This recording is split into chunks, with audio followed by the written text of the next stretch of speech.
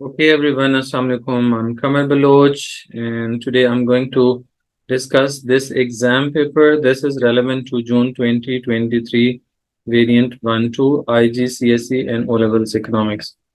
एक आपके लिए अनाउंसमेंट है कि I have started this channel और इस चैनल का जो पर्पस है वो प्योरली पास्ट पेपर्स के लिए। अगर आपको ओ लेवल्स, IGCSE या AS A2 ओ लेवल्स इनके इकोनॉमिक्स से पास्ट पेपर्स करने हो, paper 1-2 of AS and O levels, paper 3 and 4 for A2 level, तो ये this channel is purely for past paper practice. तो आप इसकी प्लेलिस्ट में चले जाएं, प्लेलिस्ट में आपको सेपरेट प्लेलिस्ट मिल जाएंगी। पेपर 1 O लेवल्स की अलग मिल जाएगी, 2 की अलग, एंड इसी तरह से A लेवल्स में। सो काफी सारे बच्चों की रिक्वायरमेंट होती है कि जो उन्होंने सिर्फ पास्ट पेपर प्रैक्टिस करनी है। अगर आपको साथ में बेसिक कंटेंट भी समझना हो चैप्टर वाइज, तो जो दूसरा मेरा चैनल है कमर बलोच ओ लेवल इकोनॉमिक्स के नाम से, अब वहाँ चले जाएं। वहाँ से आपको बेसिक कंटेंट जो है, सिलेबस कंटेंट वहाँ से मिल जाएगा। कुछ पास्ट पेपर्स की प्रैक्टिस वहाँ पे भी मौजूद है, लेकिन this channel is purely for past paper practice. So let's move on to question number 1. Question number 1 says, what is part of the economic definition of scarcity? Right? So scarcity basically refers to the limited resources that are needed to satisfy unlimited human wants. तो scarcity का ताल्लुक limited resources और unlimited wants से होता है. Okay, so now if we move on to the first option, high level of taxation, this is not the definition of scarcity. And low level of investment, this is not an example of scarcity. Unequal distribution of income, this is not again the definition of scarcity. So definition of scarcity include unlimited consumer wants and limited resources. Examiner दो चीजें पूछ सकता है, या दोनों एक ही option में दे सकता है, या इनमें से कोई एक ऑप्शन दी होगी, लाइक अनलिमिटेड कंज्यूमर वांट्स या फिर limited economic resources. So option D is correct answer. Now moving on to the second question, question number 2. और question number 2 को मुझे थोड़ा zoom out करना होगा. So let me show you the complete question. Okay, so now you can see complete question. A country's production possibility curve moves from PC1 to PC2. PC1 आपके पास ये initial graph जो था ये वाला, ये PC1 का, ठीक है, और it has moved to right PPC2. ठीक है, सो राइटवर्ड शिफ्ट हुई है. What could cause the movement of the PPC, like movement to the right, like that has resulted. तो उसके लिए आपको कॉज बतानी है. क्या बेटर एजुकेशन की वजह से पीपीसी राइट को जाता है? यस, जाता है. So true, true. आपके लिए काफी शॉर्ट लिस्ट हो गई options, you can cross first two options. आखिरी दो ऑप्शंस में से कोई सही आंसर होगा.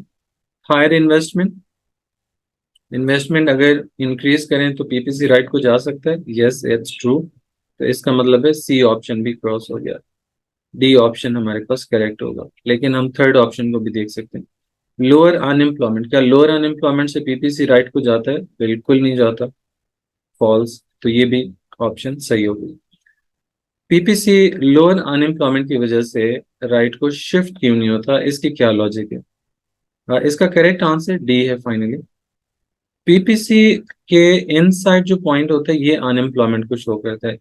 अगर सपोज करें पॉइंट यू पे हैं हम, और हम यू से पॉइंट ए की तरफ मूव कर जाते हैं along the PPC towards the PPC, this is decrease in unemployment. ठीक है, सो अनएम्प्लॉयमेंट की वजह से movement from inside towards PPC होती है, not shift in the PPC. तो यहाँ पे पीपीसी पूरा शिफ्ट हो रहा है.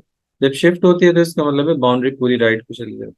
सो ये अनएम्प्लॉयमेंट की वजह से शिफ्ट नहीं आती, अनएम्प्लॉयमेंट की वजह से movement inside the curve towards PPC होती है.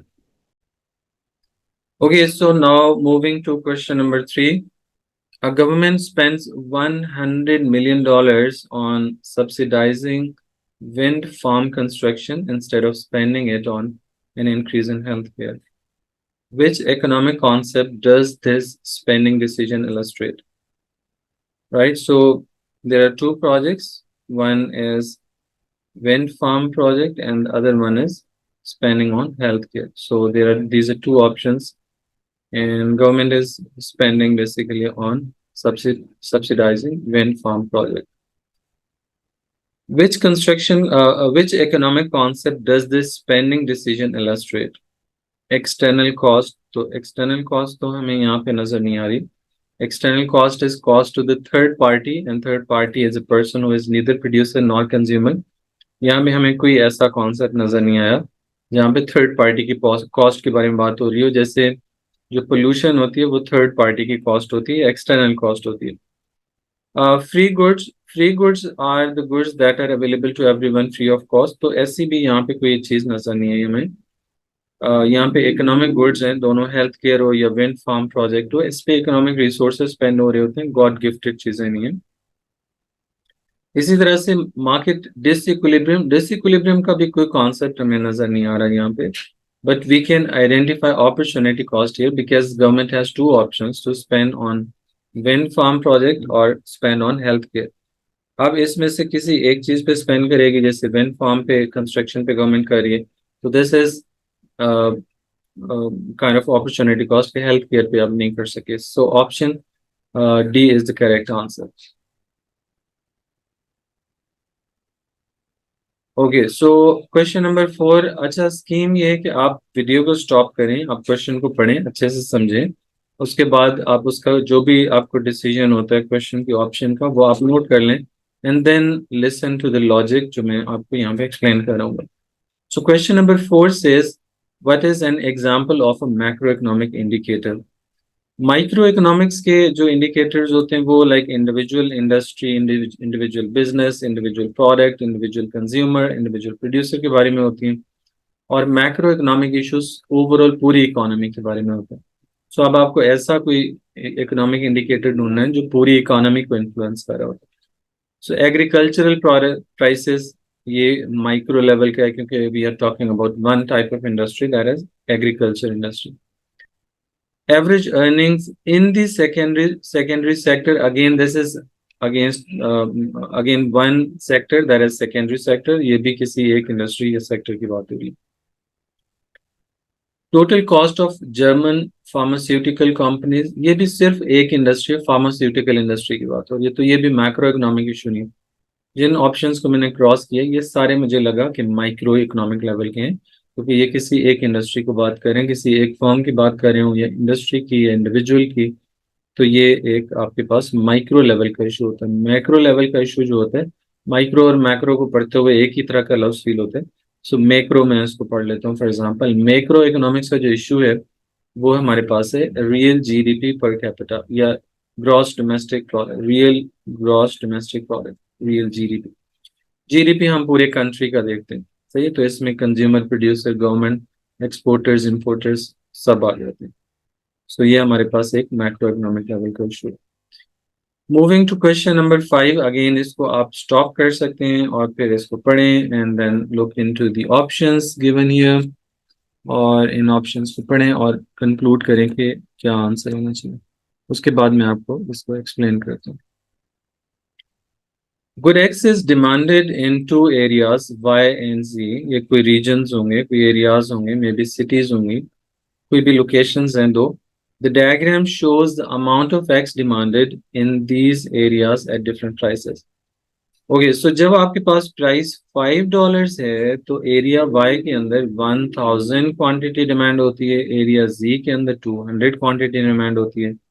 और हर लेवल पे अगर देखें, इस प्राइस लेवल पे एरिया वाई में 800 डिमांड है, एरिया जी में 150 है. तो हमें नजर आ रहा है कि एरिया वाई में लोग ज्यादा डिमांड कर रहे हैं पर मंथ एरिया जी की निस्बत. सो अब हम क्वेश्चन की तरफ आते हैं. What can be concluded from the table? Consumers in area Y are more willing and able than consumers in area G to buy good eggs. Okay, so area Y के अंदर हमें क्लियरली नजर आ रहा है कि लोग ज्यादा willing and able to buy हैं. डिमांड की डेफिनेशन होती है desire supported by willingness and ability to pay. तो ये डिमांड की बात है, तो विलिंगनेस और एबिलिटी की बात हो रही है. तो एरिया वाई के लोग वाकई में एरिया जी से ज्यादा डिमांड कर रहे हैं, तो they are willing and able to purchase more. So option A ही correct answer लग रहा है, but we can look into the other options as well. Consumers in area Y are richer than consumers in area Z. Consumer area A के जो consumers हैं area जी से अमीर हैं, रिच हैं या नहीं है, वो हमें इस लाइक डाटा से नजर नहीं आ रहा है। डाटा से हमें ये पता चल रहा है कि कौन किस एरिया में लोग ज्यादा चीजें परचेज करते हैं। तो मे बी ये बहुत ही एरिया वाई में जो बात हो रही है एक्स गुड गुड एक्स की, वो मे बी बहुत ही चीपर क्वालिटी की प्रोडक्ट हो, जैसे रॉटन मीट होता है, रॉटन फ्रूट होता है, लो क्वालिटी गुड्स होती हैं। सो एरिया वाई के लोग हो सकते हैं बहुत गरीब हों और ऐसी चीजें, यानी गुड एक्स जो मैंने रॉटन मीट रॉटन फ्रूट की बात की है, उसको ज्यादा खरीद रहे हो। तो इससे पता नहीं चल रहा कि एरिया वाई के लोग अमीर हैं या गरीब हैं। ठीक है, तो इसलिए हम ऑप्शन बी को क्रॉस कर देते हैं, ऑप्शन सी की तरफ आते हैं। Consumers in area Y want the good more than consumers in area G. अब यहाँ पे ये जो वर्ड वांट है, इकोनॉमिक्स के अंदर एक एक लफ्ज मैटर करता है, आप ज़हन में रखें। सो वांट डिजायर को कहते हैं, और ये डिमांड नहीं होती। डिमांड के लिए ऐसी वांट्स जिनके लिए आप पे करने के लिए विलिंग भी हो और एबल भी हो, वो आपकी डिमांड होती है। तो examiner is asking about demand here. तो यहाँ पे डिमांड का कॉन्सेप्ट है, वांट या डिजायर का नहीं। तो इसको भी हम क्रॉस कर देते हैं। सो वांट सिर्फ वांट नहीं, बल्कि डिमांड या फिर विलिंगनेस और एबलनेस दोनों आता है। There are more consumers living in area Y than in area Z. तो ये भी जरूरी नहीं है कि एरिया वाई में ज्यादा लोग रहते हों एरिया जी की निस्बत।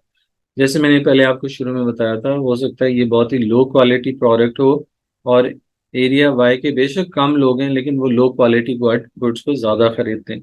और एरिया जी में मे बी रिच लोग रहते हो, अमीर लोग रहते हो, जो एक्स गुड जैसी प्रोडक्ट को डिमांड ना करते हो। ठीक है, लेकिन जरूरी नहीं है ये चीपर प्रोडक्ट हो, हाईली एक्सपेंसिव प्रोडक्ट भी हो सकती है। तो अकॉर्डिंगली आप इसको डिस्कस कर सकते हैं, लेकिन आई एम अज्यूमिंग कि ये कोई लो क्वालिटी प्रोडक्ट है। जो एरिया वाई के लोग हैं वो पॉसिबली गरीब हैं, तो इसलिए वो इस तरह की लो क्वालिटी गुड्स को ज्यादा खरीद रहे हैं। तो इससे अमीर और गरीब का पता नहीं चलेगा, लेकिन हमें एक चीज का पता चल रही है कि डिमांड जो है वो एरिया वाई के लोगों की ज्यादा है, यानी विलिंगनेस इनेबलनेस एरिया जी की निस्बत। Now moving to question number 6. Which price elasticity of demand would cause an increase in total revenue if the price of good increases? Again, आप इस वीडियो को स्टॉप करें, क्वेश्चन को पढ़ें, समझें, तसल्ली से उसका फाइंड करें कि what is the answer, and once you're done, then again start the video and listen to the logic. यहाँ पे ज़हन में रखें कि प्राइस इलास्टिसिटी ऑफ डिमांड आपको फाइंड करनी है कि कौन सी इलास्टिसिटी होगी इनमें से। क्या परफेक्टली इलास्टिक है, क्या परफेक्टली रिलेटिवली इलास्टिक है, क्या रिलेटिवली इन इलास्टिक है, क्या यूनिटरी इलास्टिक है, कौन सी है। लेकिन किस चीज के लिए हमने देखना है? Cause an increase in total revenue if the price of good increases. So अगर प्राइस बढ़ती है तो हमें पता है, वी ऑलरेडी नो कि क्वांटिटी डिमांड कम हो जाती है। लेकिन इसमें वो कह रहे हैं कि टोटल रेवेन्यू इंक्रीज होना चाहिए। टोटल रेवेन्यू का फॉर्मूला क्या होता है? Total revenue is equal to price into quantity, quantity sold. Quantity sold basically ये क्वांटिटी डिमांड है हमारे पास। अब अगर प्राइस बढ़ती है तो साथ में रेवेन्यू तब बढ़ेगा जब आपके पास डिमांड रिलेटिवली इन इलास्टिक होती है। तो ऑप्शन सी वैसे इसका आंसर होगा। उसकी क्या वजह है? क्योंकि इन इलास्टिक डिमांड का मतलब होता है कि प्राइस आपकी ज्यादा रेट से बढ़ेगी। इसको मैं चलें डबल एरो लगा देता हूँ कि प्राइस बहुत ज्यादा बढ़ेगी लेकिन डिमांड में थोड़ी सी कमी आ जाएगी। कुछ लोग होंगे जो खरीदना कम कर देंगे। एज अ रिजल्ट जो सेलर है उसको रेवेन्यू ज्यादा जनरेट होगा, रेवेन्यू उसका बढ़ जाएगा। अब परफेक्टली इलास्टिक क्यों नहीं है? परफेक्टली इलास्टिक में तो प्राइस में चेंज नहीं आता। लाइक परफेक्टली इलास्टिक डिमांड का ग्राफ इस तरह से होता है, लाइक प्राइस फिक्स रहती है। लेट्स से प्राइस $10 है, क्वांटिटी जो मर्जी हो जाए, 10 हो जाए, 20 हो जाए, प्राइस में चेंज नहीं आता। तो यहाँ तो प्राइस इंक्रीज की बात हो रही है, तो ऑप्शन ए को हम क्रॉस कर देंगे। रिलेटिवली इलास्टिक, अगर इलास्टिक डिमांड हो तो डिमांड का फ्लैट होता है, और इस केस में प्राइस अगर बढ़ाएंगे जब आपकी डिमांड इलास्टिक है तो आपका रेवेन्यू नहीं बढ़ सकता, रेवेन्यू कम हो जाएगा। उसकी क्या वजह है? उसकी वजह ये है कि इलास्टिक डिमांड का मतलब ये है कि प्राइस में थोड़ा सा आप चेंज करेंगे, डिमांड में बहुत ज्यादा चेंज आ जाता है। यहाँ पे अगर आप प्राइस बढ़ाएंगे ना, थोड़ी सी प्राइस बढ़ाएंगे, तो इलास्टिक डिमांड के केस में आपकी डिमांड में काफी ज्यादा चेंज आ गया। डबल एरो में ज्यादा चेंज के लिए लिख रहा हूँ और इसकी वजह से फिर आपका टोटल रेवेन्यू कम हो जाता है, but we have to find out the option that can increase total revenue. तो इलास्टिक भी नहीं हो सकता। यूनिटरी इलास्टिक का कॉन्सेप्ट बड़ा सिंपल सा है। यूनिट इलास्टिक के केस में जिस प्रोपोर्शन से प्राइस में चेंज आता है, in equal proportionate change will take place in the demand, quantity demand. So as a result उसमें रेवेन्यू में कोई चेंज नहीं होता, प्राइस बढ़ाने या कम करें नो मैटर, आपका रेवेन्यू सेम रहता है। तो इसलिए यूनिटरी इलास्टिक डिमांड में नहीं हो सकता। So finally option C answer होगा। जी, अगर आपको समझ आ रही है तो थंब अप कर दें, कमेंट में लिख दें। और अगर नहीं समझ आ रही जिस क्वेश्चन की, तो वो भी कमेंट में लिख दें, ताकि मैं आपको दोबारा से उसके बारे में फर्दर क्लैरिटी दे दूं। क्वेश्चन नंबर 7 की तरफ हम मूव करते हैं। The diagram shows the supply curve for coffee, and आप देख सकते हैं कि initially price is P1, quantity is Q1। Now price increase to P2 and quantity increase to Q2। Price भी बढ़ रही है, क्वांटिटी भी बढ़ रही है। The price of coffee increases from P1 to P2. How would this benefit firms in the coffee industry? Like जो firms हैं, जो businesses हैं, उनको क्या फायदा होगा जो coffee industry में operate करें? Okay, so option A says a higher price gives firms the ability to increase profit. तो ये option सही हो सकती है। क्योंकि जैसे जैसे इंडस्ट्री में प्राइसेस बढ़ेंगी, वो सप्लाई भी इंक्रीज हो रही कर रहे हैं, तो पॉसिबल है उनकी जो प्रॉफिट है वो इंक्रीज हो सकता है, पॉसिबिलिटी है। सेकेंड ऑप्शन की तरफ आते हैं। Higher price gives firms the incentive to reduce fix cost. Fix cost का तो लाइक कोई प्राइसेस के साथ लिंक नहीं होता। फिक्स कॉस्ट तो आपने बिजनेस स्टार्ट करने के लिए लगा दी, जैसे आपने मशीनरी बाय की, आपने बिल्डिंग रेंट पे ली, उसका तो प्राइसेस से कोई ताल्लुक नहीं, वो तो आप ऑलरेडी पे कर चुके होते हैं। सो इस ऑप्शन को हम क्रॉस कर देते हैं। Higher price will encourage consumers to buy more coffee, increasing total revenue. अच्छा देखिए, अगर प्राइस बढ़ती है तो कंज्यूमर्स ज्यादा क्यों बाय करेंगे? लॉ ऑफ डिमांड तो हमें कहता है कि जब प्राइस बढ़ती है तो क्वांटिटी डिमांड कम हो जाती है। तो ऐसा नहीं हो सकता कि प्राइस बढ़े तो कंज्यूमर्स जो है वो ज्यादा खरीदना शुरू कर दें। तो इसको भी हम क्रॉस कर देते हैं। हायर प्राइस विल, क्योंकि डिमांड कर्व का अगर मैं आपको याद करवाऊँ तो डिमांड कर्व इस तरह नेगेटिवली स्लोप होता है। और अगर सपोज करें कि प्राइस हमारे पास ये थी 10 थी, लेट्स से क्वांटिटी 100 थी, प्राइस अब हम इंक्रीज कर देते हैं, 10 से 12 कर देते हैं, तो क्वांटिटी 100 से 80 पे कम हो जाती है, बढ़ती नहीं है। उसके बाद option D is higher price will encourage less firms to enter the market to supply coffee. So ये भी लाइक ज़रूरी नहीं है, क्योंकि डेफिनेटली नई फर्म्स के लिए इतना आसान नहीं होता एंटर होना। सिर्फ कॉफ़ी की प्राइस इंक्रीज होने की वजह से लाइक लाजमी है कि न्यू फर्म्स एंटर हो जाएं, क्योंकि उनको न्यू फर्म्स को एंटर होने के लिए भी बहुत हाई सेटअप कॉस्ट की ज़रूरत होती है। बिजनेस स्टार्ट करने के लिए बिल्डिंग चाहिए, लेबर चाहिए, वर्कर्स चाहिए, आपको पूरा सेटअप चाहिए होता है। तो इसलिए ये काम करना कोई आसान नहीं। सो ऑप्शन ए जो है will be correct option for question number 7। Moving to question number 8 and 9, again stop the video और देखें इसका क्या आंसर होगा, then listen to the logic that I'm explaining here. Okay, so let me zoom it. Okay, what might be an external benefit, right? External benefit का मतलब होता है benefit to the third party of an increase in number of university graduates in an economy. किसी भी economy में अगर university graduates बढ़ जाते हैं, इंक्रीज हो जाते हैं, तो उसका एक्सटर्नल बेनिफिट क्या होगा? थर्ड पार्टीज को क्या फायदा होगा? थर्ड पार्टी कौन होता है? जो ना तो प्रोड्यूसर है ना ही कंज्यूमर है। इस एक्टिविटी के अंदर हमारे पास प्रोड्यूसर कौन है? यूनिवर्सिटीज हैं जो सर्विस प्रोवाइडर्स हैं। और कंज्यूमर्स कौन है? ग्रेजुएट्स हैं। और थर्ड पार्टी कौन होगा? सोसाइटी होगी, ज़ाहिर है। कोई भी जो इससे हट के होगा, किसी को भी फायदा होगा, जैसे गवर्नमेंट भी हो सकती है, नॉन कंज्यूमर्स, कोई भी जो सोसाइटी में लिव रह रहे हैं, they are basically the third parties. Option A says an increase in revenue for universities from fee paying students. अब जैसे मैंने बताया कि यूनिवर्सिटी यहाँ प्रोड्यूसर है, रेलेवेंट पार्टी है, इसको बेनिफिट होगा तो वो प्राइवेट बेनिफिट होगा। ग्रेजुएट्स कंज्यूमर्स हैं यूनिवर्सिटी के सर्विस के, उनको अगर फायदा होगा तो वो भी प्राइवेट बेनिफिट होगा। एक्सटर्नल बेनिफिट होगा जो इन लोगों, दो लोगों से हटके किसी और को हो रहा होगा। तो ऑप्शन है सीधा cross. Option B, an increase in tax revenue from a more productive labour force. अब टैक्स रेवेन्यू जाता है गवर्नमेंट को, और गवर्नमेंट इस एक्टिविटी में थर्ड पार्टी है, तो गवर्नमेंट को बेनिफिट हो रहा है, एक्सटर्नल बेनिफिट होगा। बी ऑप्शन को हम टिक लगा लेते हैं। लेकिन याद रखें, सारी ऑप्शंस को पढ़ना जरूरी होता है, क्योंकि मे बी कोई ऐसी ऑप्शन मिल जाए जो इससे भी ज्यादा अप्रोप्रिएट हो, तो इसलिए सारी ऑप्शंस को पढ़ें। An increase in graduate employment as a percentage of working population, तो ये भी नहीं होगा, क्योंकि देखें ग्रेजुएटेड लोग जो हैं उनके लिए एम्प्लॉयमेंट बढ़ेगी, तो ये उनको फायदा है। ठीक है, तो इसका किसी थर्ड पार्टी को फायदा नहीं हो रहा यहाँ इस एक्टिविटी के हिसाब से, इस स्टेटमेंट के हिसाब से। N increase in wages of graduates, ये भी ग्रेजुएट्स themselves विल बेनिफिट, तो ये भी प्राइवेट बेनिफिट होगा। So external benefit option D में होगा। So question number 9 says the price of a good increases. What would cause this? यानी price बढ़ने की क्या कॉज हो सकती है? The cost of raw material falls. देखिए भाई, कॉस्ट ऑफ रॉ मटेरियल कम हो रहा है तो कॉस्ट ऑफ प्रोडक्शन डिक्रीज करेगी।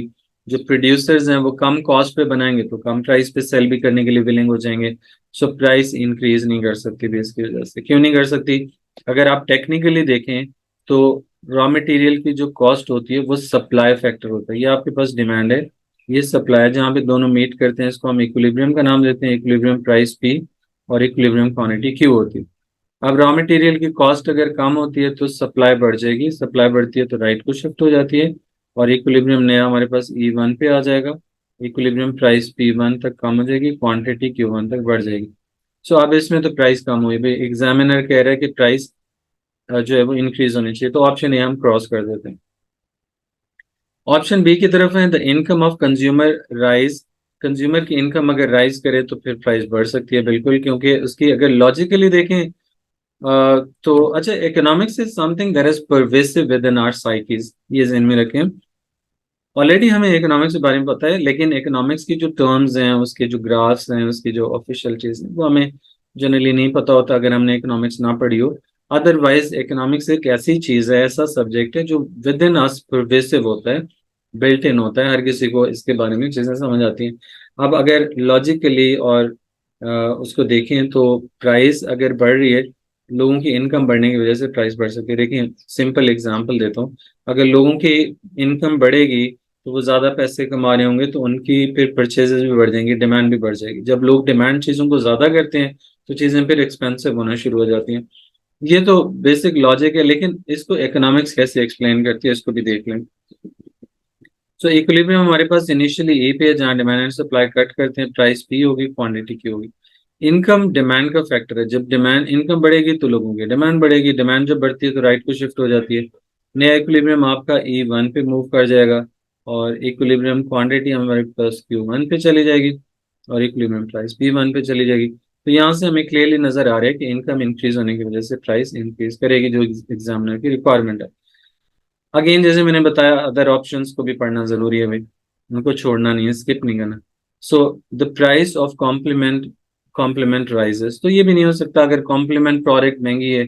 कॉम्प्लीमेंट्स ऐसी चीजें होती है जो एक दूसरे की जॉइंटली डिमांडेड होती हैं, खरीदिए तो दूसरी खरीदना जरूरी होता है। जैसे कार एंड पेट्रोल की एग्जांपल ले लें, अगर कार्स की प्राइस बढ़ रही है तो पेट्रोल की डिमांड कम हो जाएगी और पेट्रोल सस्ता भी हो जाएगा। लॉजिकली समझ आता है, क्योंकि अगर कॉम्प्लीमेंट की प्राइस ज्यादा है, यानी कार्स की प्राइस ज्यादा है, तो लोग कम गाड़ियां खरीदेंगे, कम गाड़ियां खरीदेंगे तो पेट्रोल भी कम जरूरत पड़ेगी, पेट्रोल की डिमांड कम होगी, डिमांड कम होगी तो वो सस्ता हो जाएगा। Next is the price of substitute falls. Price of substitute अगर फॉल करती है तो ये जो प्रोडक्ट है जिसके बारे में हम डिस्कस करें, इसकी भी प्राइस फॉल करनी चाहिए, बढ़नी नहीं चाहिए। जैसे पेप्सी एंड कोक की एग्जांपल ले लें, अगर पेप्सी अपनी प्राइस को कम कर देता है, पेप्सी की प्राइस अगर कम होती है तो लोग कोक की डिमांड को कम कर देंगे, कोक की जो डिमांड होगी वो कम हो जाएगी। अब कोक की डिमांड कम होगी तो ऑटोमेटिकली फिर कोक सस्ती होना शुरू हो जाएगी, लोग खरीदेंगे नहीं। ये तो मतलब लॉजिकली आप समझ सकते हैं इसको।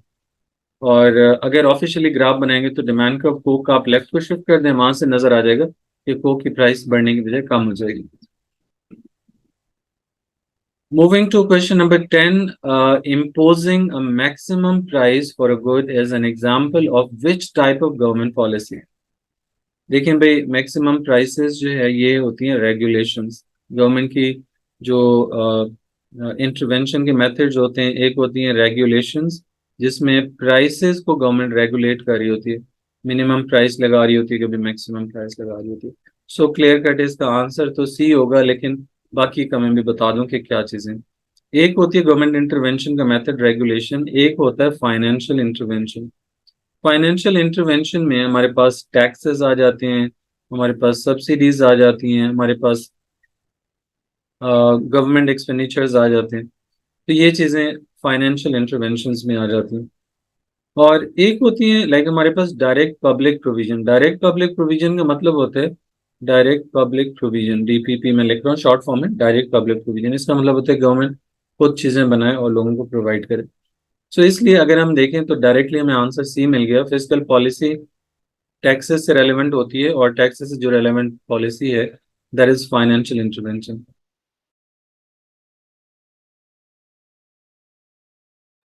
And it is not a regulation. Monetary policy, money supply और interest rate से relevant होती है, और subsidies, supply side policies जो है वो भी like indirect taxes, subsidies, और इसी तरह से direct public provision, privatization, उन चीजों से relevant होती है। maximum prices का कोई लेना देना नहीं। क्वेश्चन नंबर 11 की तरफ आते हैं। Savers suffer as inflation rises to 4.4%. सेवर्स कौन होते हैं? ये सेवर वो इस्लामाबाद वाला सेवर नहीं है, सेवर फूड नहीं है। ये सेवर से, इस सेवर से मुराद है जो मनी सेव करते हैं बैंक अकाउंट के अंदर ताकि वो इंटरेस्ट कमा सकें। ठीक है, ये वो वाले सेवर्स हैं। सेवर्स सफर एज इन्फ्लेशन राइज। देखिए देखिए, अगर आपने पैसे कुछ सेव किए हुए थे बैंक में और अब इन्फ्लेशन होगी, प्राइसेस बढ़ गई, तो उन पैसों की वैल्यू कम हो जाएगी। जैसे पहले सपोज करें 100,000 रुपीज आपने सेव किया हुआ था, लेकिन ये 100,000 रुपीज पहले एक अच्छा खासा मोबाइल फोन खरीद लेता था, iPhone 11 खरीद लेता था लेट्स से, या iPhone 12 खरीद लेता था।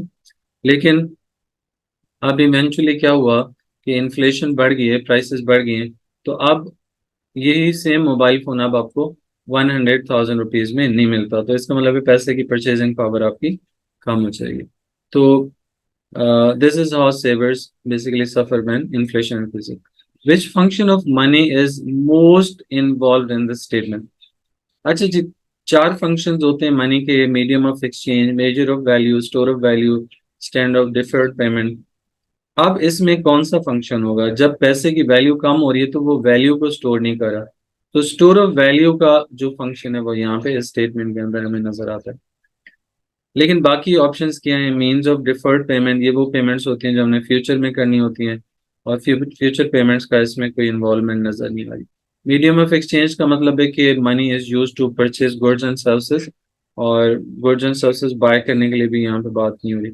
यूनिट ऑफ अकाउंट का मतलब होता है कि आप वैल्यू मेजर करने के लिए पैसों को यूज करते हैं। यहाँ पे वैल्यू ऑफ मनी कम हो रही है तो स्टोर ऑफ वैल्यू का फंक्शन मनी परफॉर्म नहीं कर सकेगा। Moving to question number 12। Again, stop the video and read the question carefully and figure out what is the correct answer, and then again start it. Question number 12 says one of the functions of money is to act as a measure of value, right? Measure of value or unit of account is the same thing. Measure of value is the function of money where we can compare the value of one thing with another thing.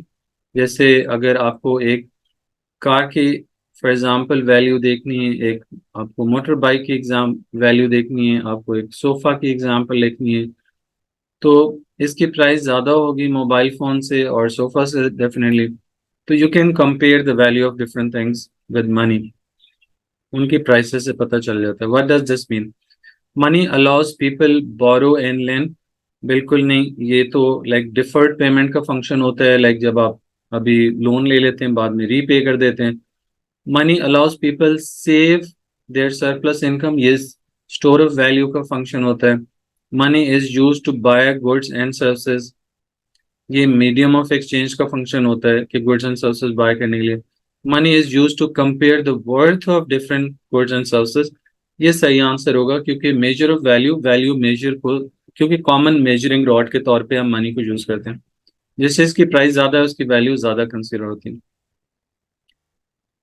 Moving to question number 13, which trade union activity will be beneficial to the firms? Right? यहाँ पे firm का जो word है इस पे आपको focus करना है. ट्रेड यूनियन बेसिकली वर्कर्स की एसोसिएशंस होती हैं. वर्कर्स की एसोसिएशंस का कौन सा ऐसा काम है जो यहाँ पे हमें नजर आ रहा है और वो फर्म्स को फायदा देगा? Like balloting for industrial action to prevent redundancies. ये तो ट्रेड यूनियन और उसके वर्कर्स को फायदा होगा. रिडंडेंसीज का मतलब होता है वर्कर्स को जॉब से निकाल देना. सो अगर इंडस्ट्रियल एक्शन के through like they stop redundancies तो ये तो ट्रेड यूनियन और उसके वर्कर्स को फायदा होगा. फर्म्स को तो फायदा नहीं नजर आता इससे, तो इसको क्रॉस कर दें. Campaigning to raise wages of trade union members. ये ट्रेड यूनियन के जो मेंबर्स हैं, जो यूनियन के एसोसिएशन के, उनके वेजेस को इंक्रीज करने के लिए अगर किसी किस्म की कैंपेन ये चलाते हैं तो ये भी तो यूनियन और उसके वर्कर्स को फायदा होगा, फर्म्स के लिए फायदा नहीं है. And instructing workers to strike over a safety dispute. तो इसका भी लाइक फर्म्स को तो कोई फायदा नहीं नजर आता, वर्कर्स को और उसकी यूनियन को फायदा होगा. Providing training which raises productivity of labor या workers.